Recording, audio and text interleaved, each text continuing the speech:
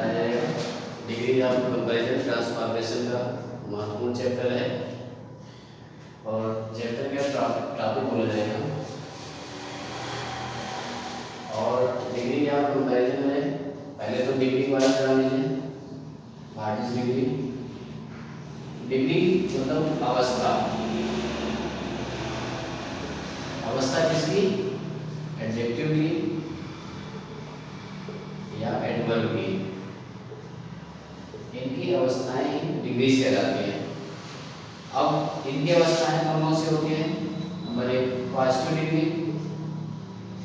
Positive degree. अब इस degree के बारे में थोड़ा जान लीजिए। इस डिग्री का प्रयोग हम एक व्यक्ति या एक वस्तु के गुण या दोष, दोनों चीजें हैं, यानी गुड्स भी और बैड्स भी, गुण और दोष, दोनों के बारे में बताया जाता है। जब हम पॉजिटिव डिग्री का प्रयोग करेंगे तो उसमें हमें एज एडजेक्टिव और प्लस एज, यानी इस शब्द समूह को, और दूसरा है सो एडजेक्टिव और एज, ये शब्द समूह का प्रयोग किया जाता है।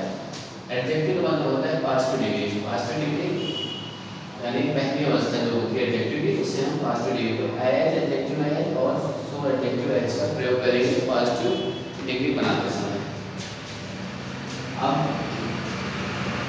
दूसरी है कंपैरेटिव डिग्री। कंपैरेटिव डिग्री होती है कंपेयर से बनी हुई है। कंपैरेटिव डिग्री इसमें एक व्यक्ति या वस्तु के गुण दोष बताए जाते हैं।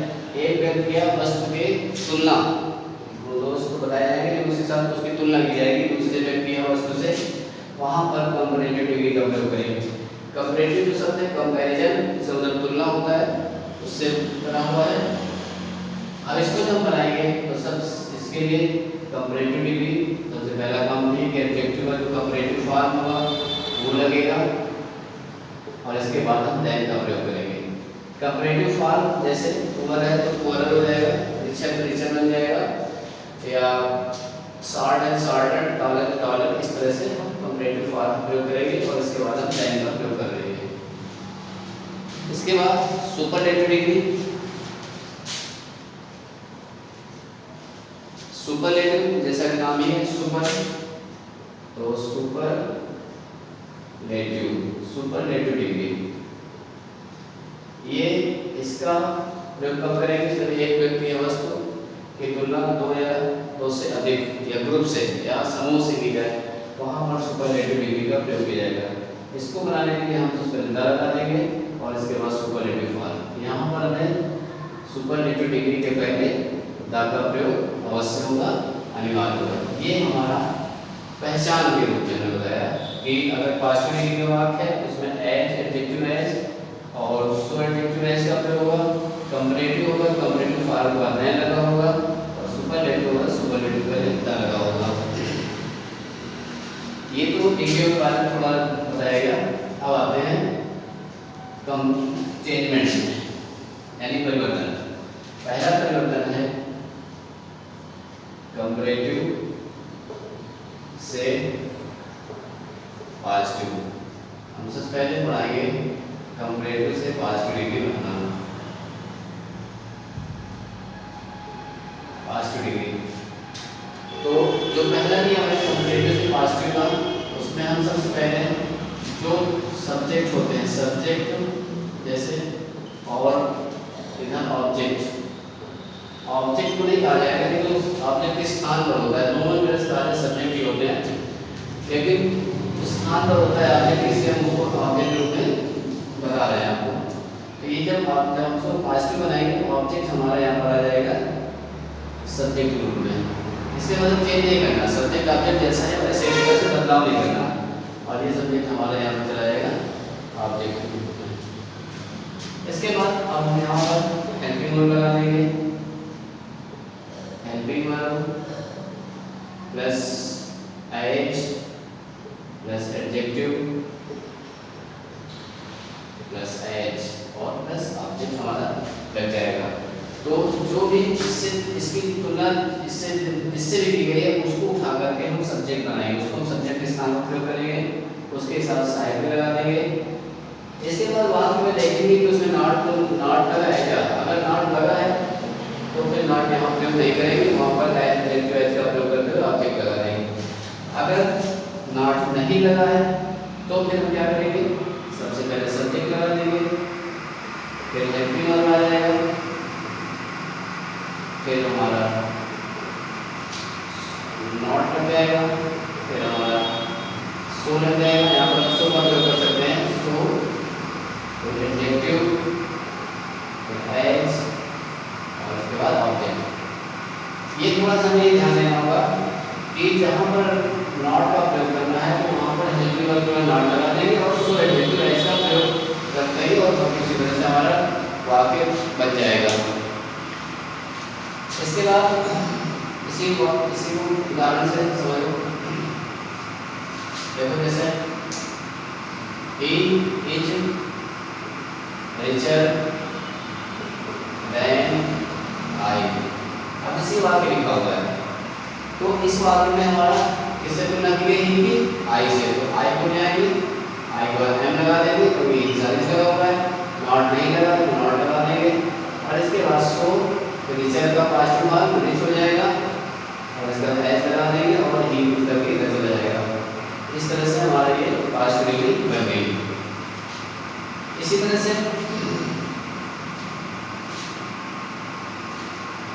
you are not wiser than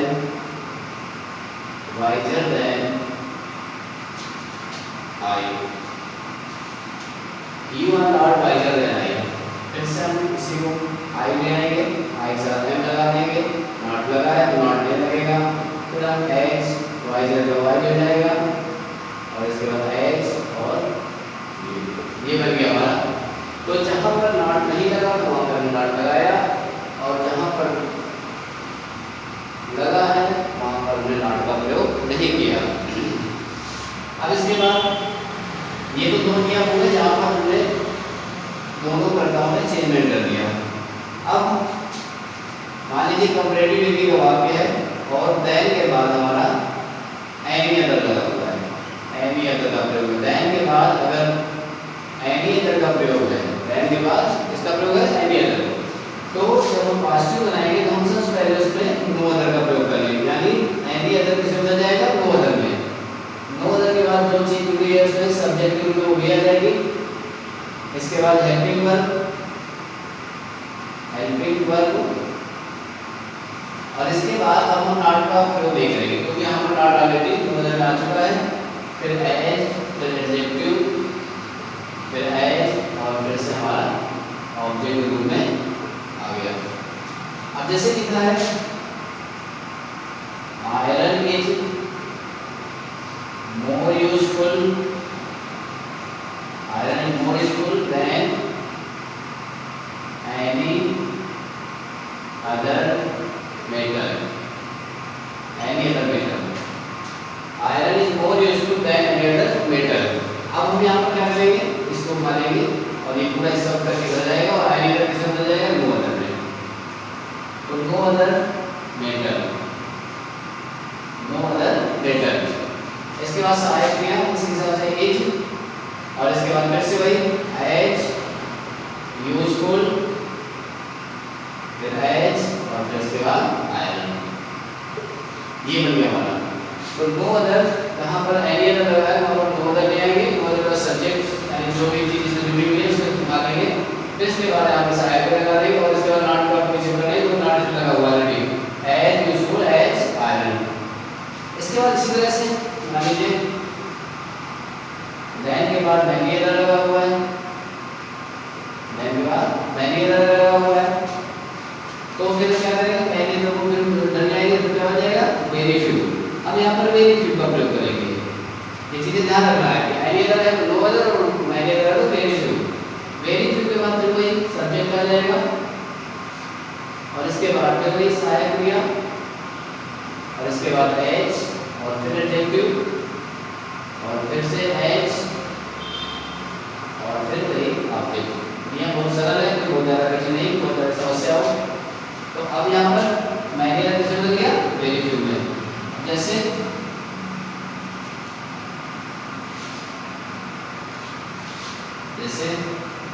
Kolkata is bigger than, Kolkata is bigger than many other cities। ये बन गया, ये इसको बनाना है। अब यहाँ पर दैन many other cities आया हुआ है, तो ये सब दैन के बाद वाला पूरा उठा लेंगे हम, इसको चल जाएंगे और ये many other किस बदल देंगे very few में, very few और cities आ गया।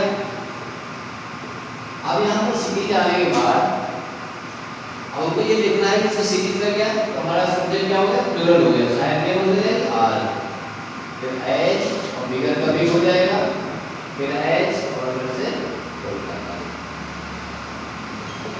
ये हमारा बन गया very few cities are as big as Kolkata.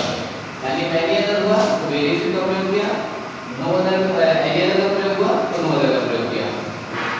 तो ये छोटे छोटे नियम है, कोई बहुत ज्यादा बहुत बड़े बड़े या बहुत कठिन नियम नहीं जिनको याद नहीं जा सके।